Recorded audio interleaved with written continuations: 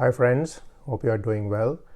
Today I'm going to answer a question posed by one of the viewers of the channel, and this question is YouTube a good career option for students? So he has expressed the opinion that there are many students nowadays who want to be YouTubers, and essentially they are spending all that time in this particular career path, and he wants to know, is this a viable career path for students? So let's discuss this topic. It's a very complex topic and there is no easy answer to this. So I'll give you my perspective about YouTube, what I have learned over the last couple of years. Now, you know that there are many very famous people on YouTube, for example, Mr. Beast. Then there are people like Dhruv Rathi. There are even people like Physics Wala who started out on YouTube. So essentially there is a combination of different type of people out there on YouTube.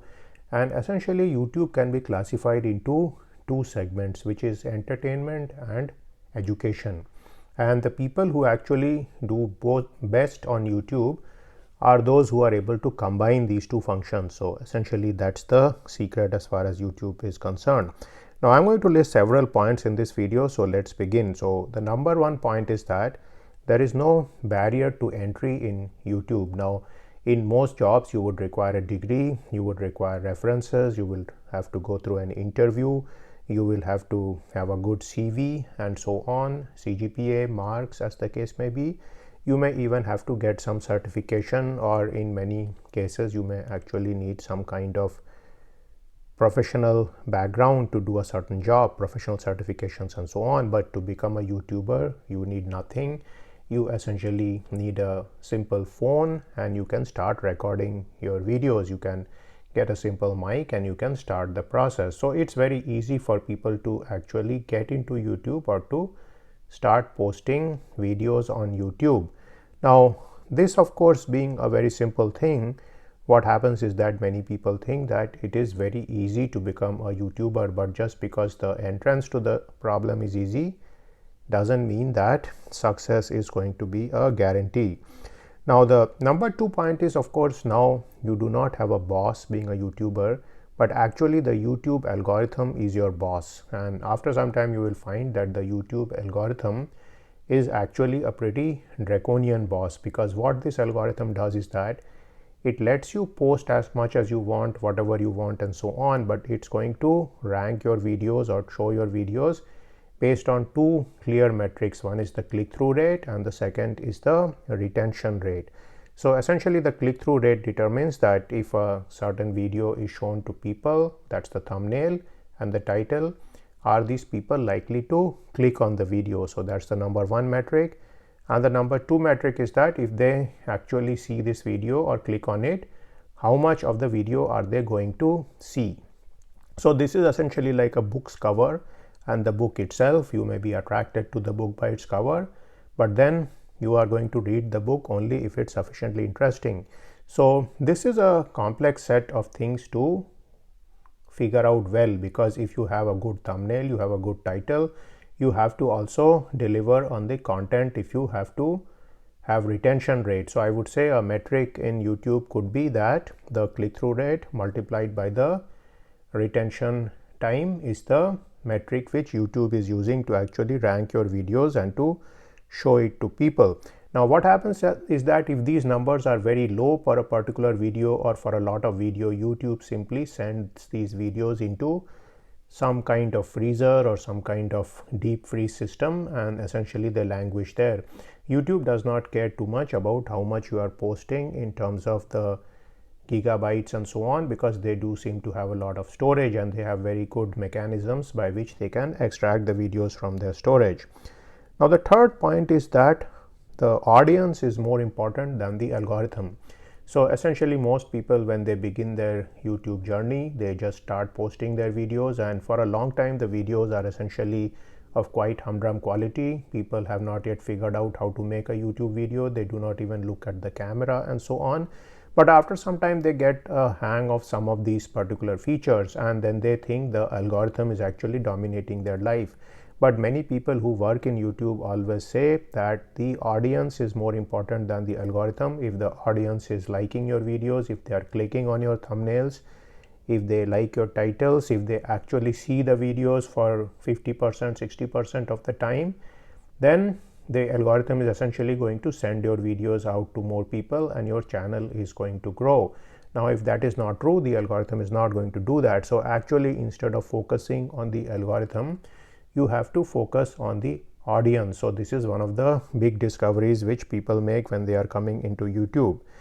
Now, the fourth aspect is about monetization, and what happens is that you can post as many YouTube videos as you want and you're not going to make any money out of it. So what happens is that these videos are simply on YouTube, people may look at it, people may not look at it, and so on.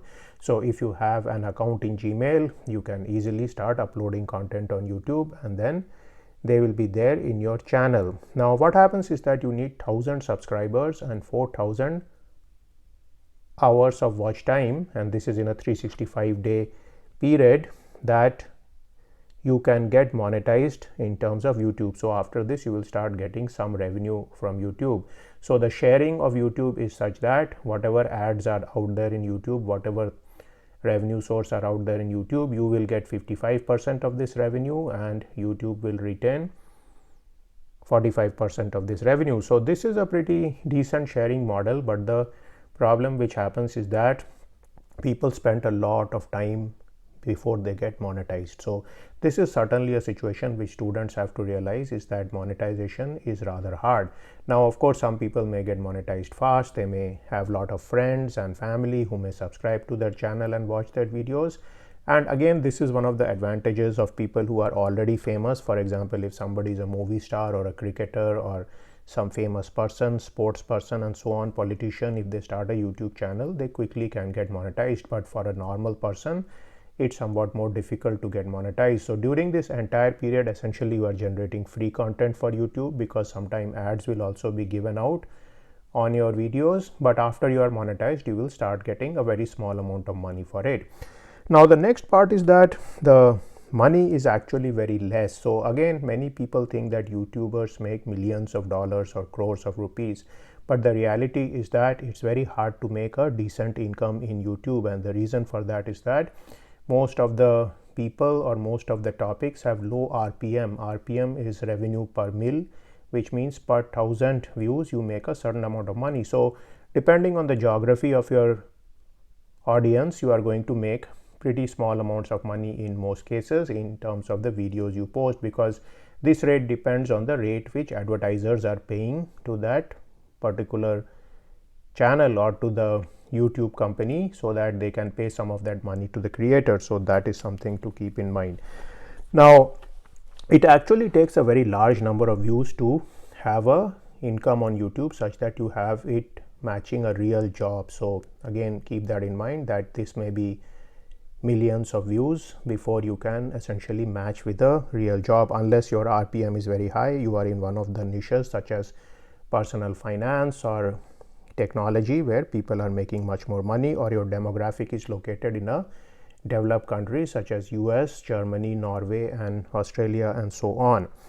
Now the fifth issue is there is a very steep learning curve on YouTube, and this is because you actually do not know what is really required in YouTube. So I would say many people think that you need to be photogenic to be successful in YouTube, you need to be somebody who looks good, is handsome and so on, but I have seen many people who are not, so this is not actually the case.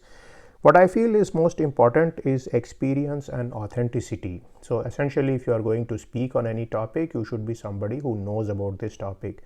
And one of the things about the audience in YouTube is they are very easily able to figure out who knows about the certain topic and who doesn't. So for example, if you are somebody who is 18-year-old and who wants to talk about personal finance and how to make millions of dollars, it's very unlikely people are going to watch your videos. In contrast, if you're somebody who has actually built a big business, has been around for a long time and is actually somebody who has made millions of dollars, then it's very easy to speak on this topic. So generally what happens is that in YouTube, you should gain some experience before you talk about something. But there are YouTubers who actually have experience and they talk about the experience as the process is going through. So for example, somebody may go to Germany to study and these guys may make video about their life in Germany as a student. Some guys may just travel around the world and they make video about their life around the world. Some people may be cooking and then they make videos on that. But do remember that in many of these situations, people who had the first mover advantage are at a huge edge here. So again, for example, I used to watch a channel called Kabita's Kitchen, and essentially she says how to make various food recipes and so on. So again, that channel was there quite a long time ago, so it's grown and become very substantial. Nowadays it's very hard to launch a cooking channel. So do keep in mind that whenever you put a video on a certain topic, YouTube is going to also look at all the other videos which have been posted on the topic, and then it's going to look at your case. So there can be only so many recipes out there for a certain recipe, for example for chicken tikka masala or something like that. Finally, number 6 point is that you actually are not an employee. In case you get monetized, you will receive a small amount of money or a large amount of money from YouTube every month, but do keep in mind that there are no benefits. You will have to think about your own health care, you will have to think about your retirement, you will have to plan your pension and so on. So all these things are up to you.